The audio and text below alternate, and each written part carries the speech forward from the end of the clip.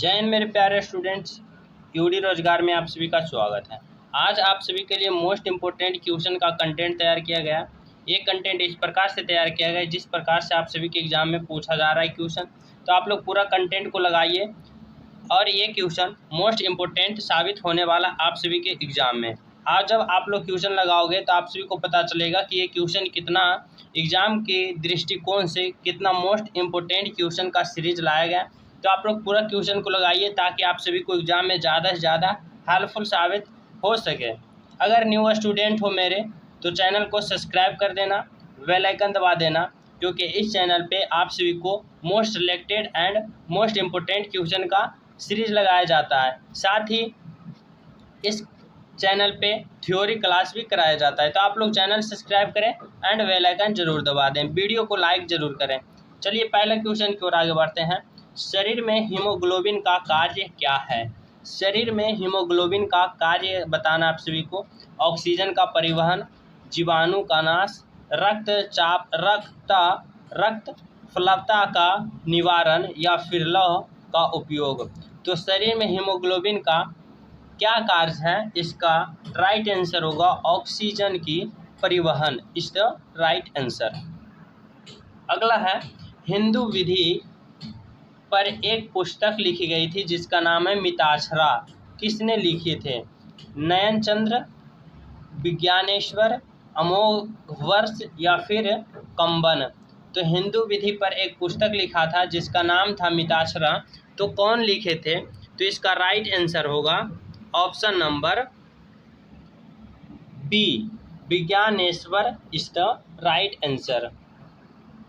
Next question है, बीज के बुनाई के समय सामान्यतः निम्नलिखित में से किस उर्वरक का उपयोग किया जाता है? जब खेतों में बीज की बुनाई की जाती है तो उसके साथ कौन सा उर्वरक का प्रयोग किया जाता है? नाइट्रेट का, फास्फोरस का, कैल्शियम या फिर पोटाश। तो बीज की बुनाई के समय सामान्यतः उर्वरक का प्रयोग जो किया जाता है उसका राइट आंसर होगा option number A, nitrate. Nitrate का बीज के साथ मिक्स करके बुनाई की जाती है उर्वरक के रूप में। अगला है, वॉशिंग सोडा जिसे हम धोने का सोडा भी कहते हैं वो क्या है? वॉशिंग सोडा क्या है?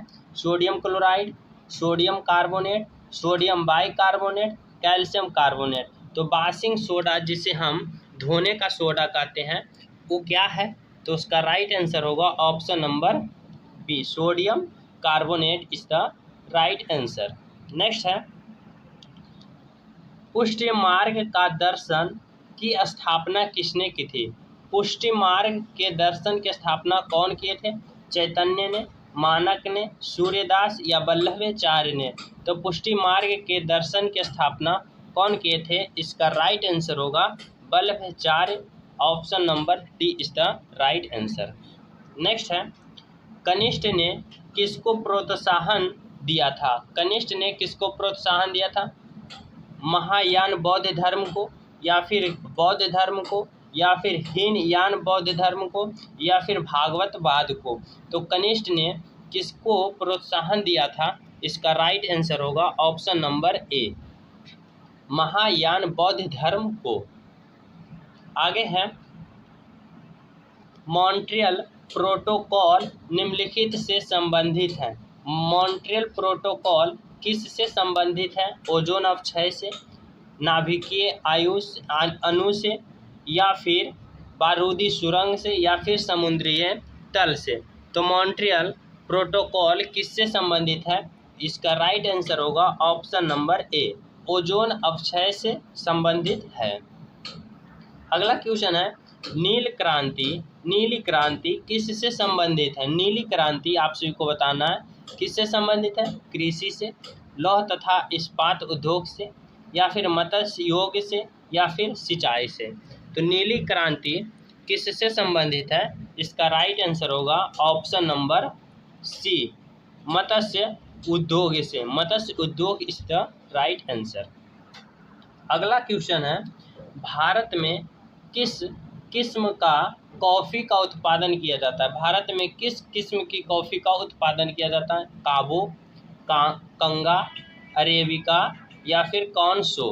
तो भारत में किस किस्म की कॉफ़ी का उत्पादन किया जाता है? इसका राइट आंसर होगा option number C, arabica coffee का उत्पादन भारत में किया जाता है। नेक्स्ट क्वेश्चन है, वह गैस जो नोबेल गैस कहलाती है, वह गैस बताना है जो नोबेल गैस कहलाती है। हीलियम, ऑक्सीजन, नाइट्रोजन या फिर हाइड्रोजन। तो ऑप्शन के अनुसार वह गैस जो नोबेल गैस कहलाती है, इसका राइट आंसर होगा option number A, helium is the right answer. Next है, निम्नलिखित में से कौन सा तत्व स्वतंत्र अवस्था में पाया जाता है? वह तत्व जो स्वतंत्र अवस्था में पाया जाता है। इससे पहले जो स्टूडेंट चैनल सब्सक्राइब नहीं किए हैं, चैनल सब्सक्राइब कर लें, बेल आइकन दबा दें ताकि मोस्ट इम्पोर्टेंट कंटेंट आप सभी के पास जल्द से जल्द पहुँचे। ऑप्शन है इसका आयोडीन, मैग्नीशियम, सल्फर या फिर फास्फोरस। तो कौन सा तत्व स्वतंत्र अवस्था में पाया जाता है? इसका राइट आंसर होगा option number C, sulphur is the right answer. अगला है, औरंगजेब ने ज़्यादा भवनों का निर्माण नहीं करवाया, क्यों? इसका कारण क्या था? चलिए देखते हैं। उसे वास्तुकला में कोई रुचि नहीं थी, कारीगरी उपलब्ध नहीं थे, वह मितव्ययी था या फिर उसे उनके शासन काल में निरंतर युद्ध करना पड़ा। तो इसका राइट आंसर होगा ऑप्शन नंबर डी, उसने अपने शासन काल में निरंतर युद्ध लड़ते रहा। इसका यही आंसर होगा ऑप्शन नंबर डी।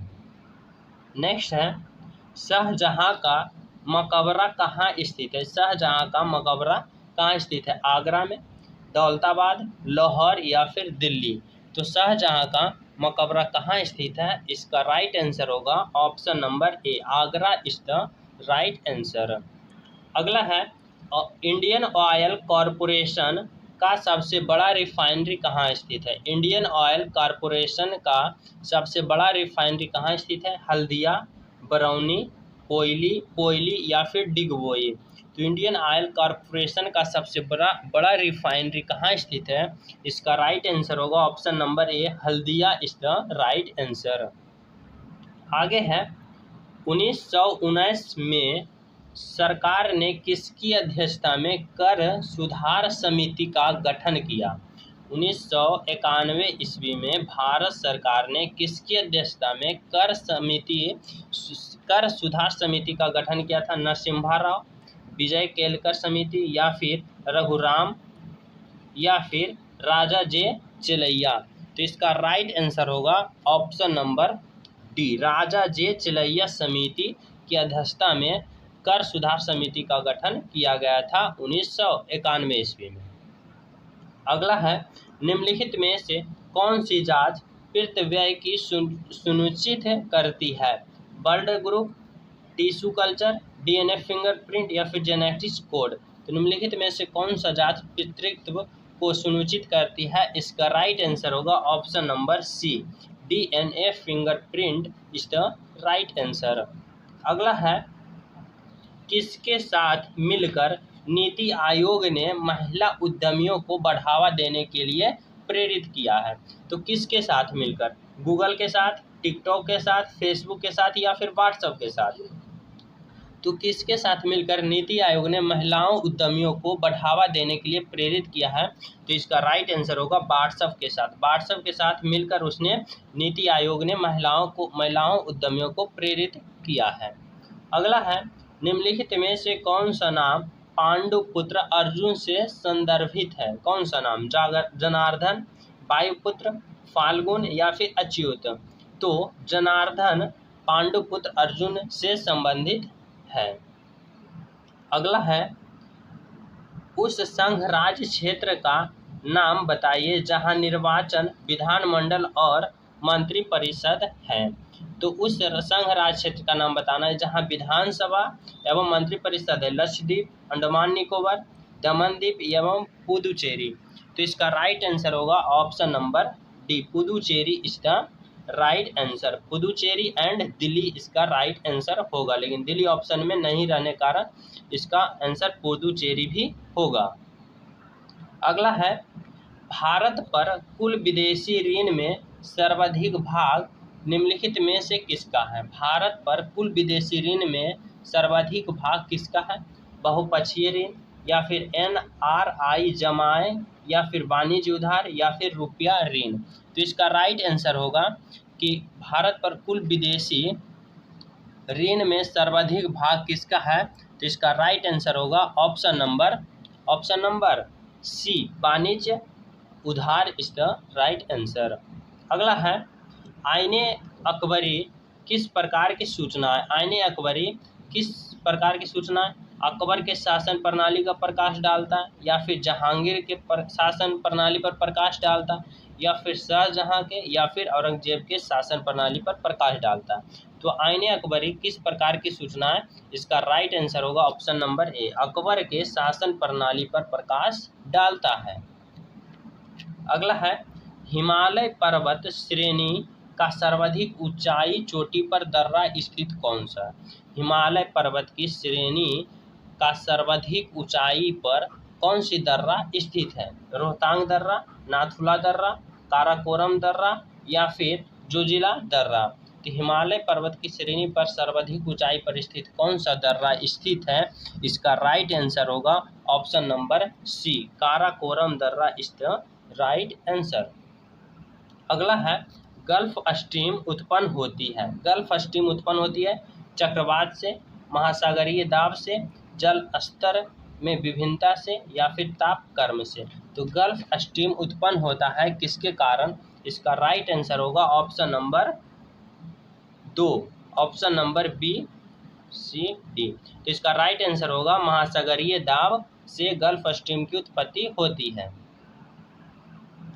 आगे है, विश्व की सबसे लंबी नदी कौन सी है? विश्व की सबसे लंबी नदी कौन सी है? यांगसी, गंगा, नील, अमेजन?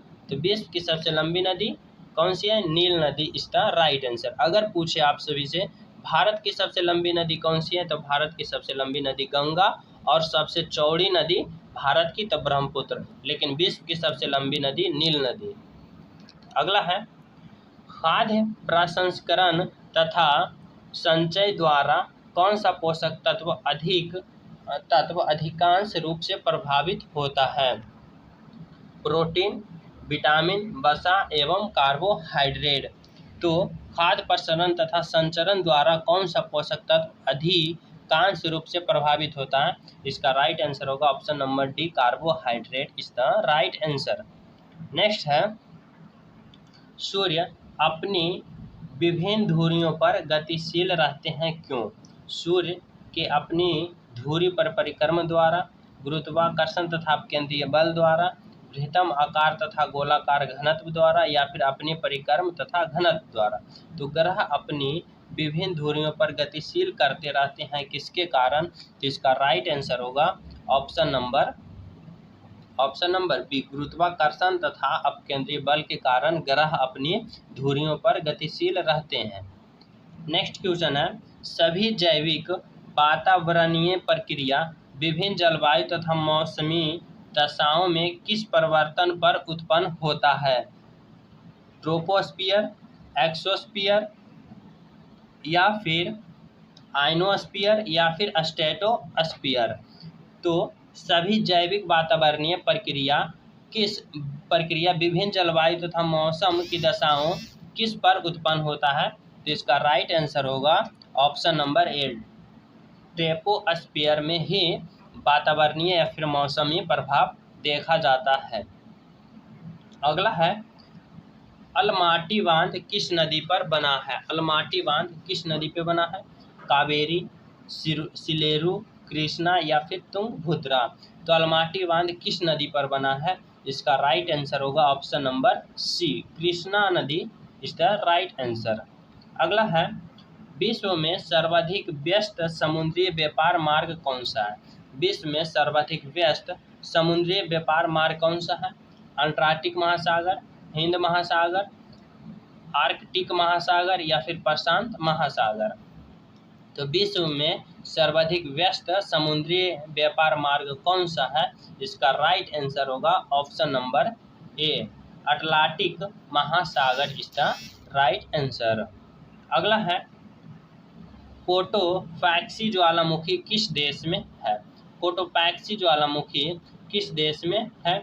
मैक्सिको, कोलंबिया, इक्वाडोर या फिर कैमरून? तो इसका राइट आंसर होगा option number C, Ecuador is the right answer. अगला है, विश्व की सबसे व्यस्त व्यापारी नदी कौन सी है? विश्व की सबसे व्यस्त व्यापारिक नदी कौन सी है? रोन, राइन, नील या फिर मिसिसिपी नदी? तो विश्व के सबसे व्यस्त व्यापारिक नदी कौन है? तो इसका राइट आंसर होगा ऑप्शन नंबर बी, राइन नदी विश्व की सबसे व्यस्त व्यापारिक नदी है।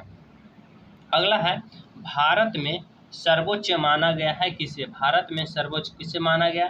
न्यायपालिका को, सांसद को, संविधान को या फिर राष्ट्रपति को?